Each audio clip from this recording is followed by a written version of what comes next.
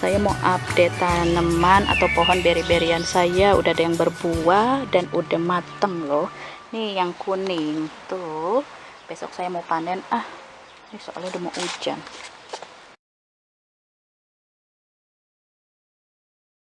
Hai YouTuber, selamat datang di saluran berkebun saya, emaknya Benyamin. Pada video kali ini saya mau ngomongin tentang tanaman buah raspberry.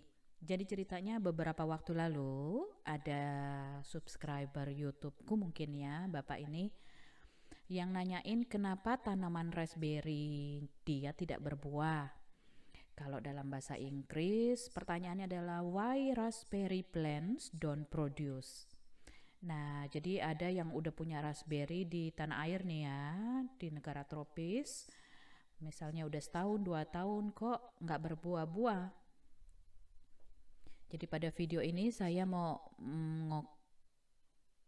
membicarakan 5 hal kenapa atau penyebab tanaman raspberry tidak menghasilkan buah. Yang pertama adalah mengenai varietas. Beberapa varietas seperti punya saya ini Rubus SPP menghasilkan buah di tahun pertama. Beberapa varietas menghasilkan buah pada cabang atau ranting yang sama sebanyak 2 kali. Pilihlah varietas yang buahnya matang pada waktu yang berbeda. Seperti punya saya ini musim semi berbuah sangat lebat. Sampai musim panas masih berbuah juga. Musim gugur atau masuk winter dia tidak berbuah lagi, jadi hanya berbuah musim semi sampai musim panas. Raspberry yang menghasilkan buah di tahun pertama disebut primocans, mempunyai batang hijau. Yang berbuah di tahun kedua disebut floricans, batangnya agak kecoklatan. Kebanyakan varietas akan berbuah antara 16-18 bulan setelah penanaman. Raspberry merah buahnya matang antara 4-6 minggu. Yang kedua adalah mengenai sinar matahari.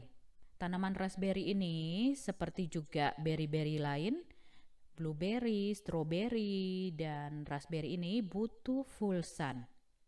Kalau rumahmu atau tempat penanaman raspberry tidak terkena matahari langsung, maka pilih varietas yang tidak butuh full sun dan toleran terhadap dingin, misalnya varietas Boine atau Nova Nordic. Hangatnya matahari meningkatkan kualitas buah raspberry, membuatnya lebih beraroma dan buahnya menjadi banyak kandungan airnya atau juicer.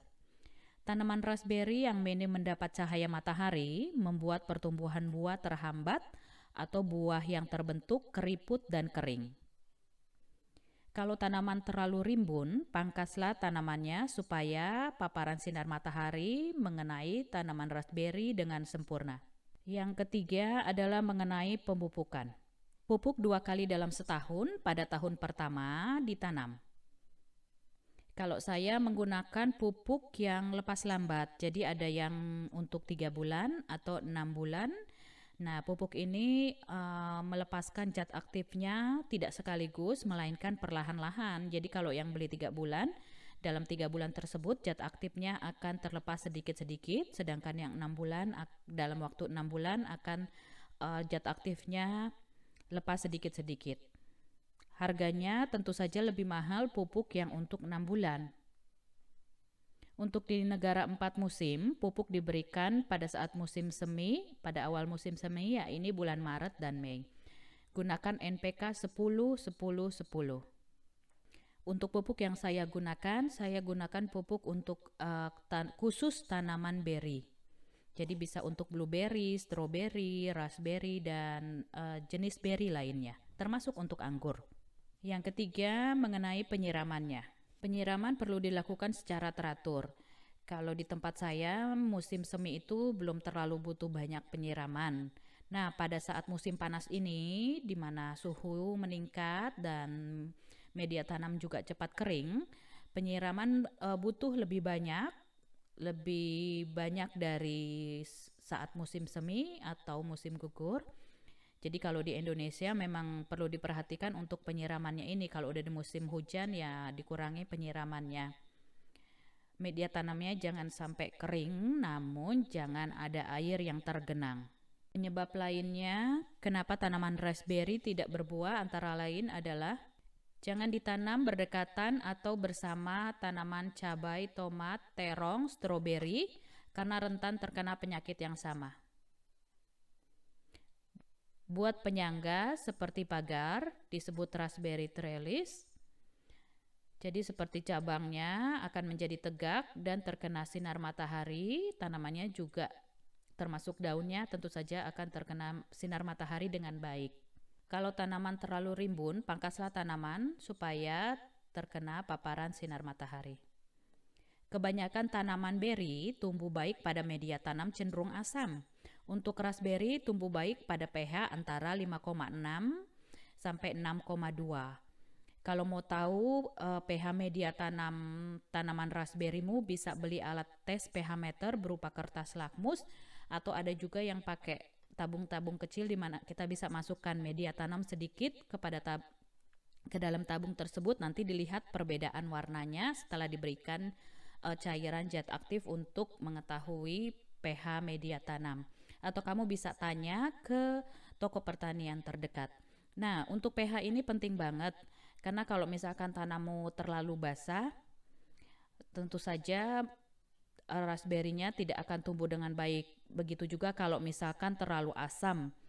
Nah, raspberry-nya juga tidak baik pertumbuhannya. Jadi yang cocok media tanam untuk tanaman raspberry adalah antara 5,6 sampai 6,2.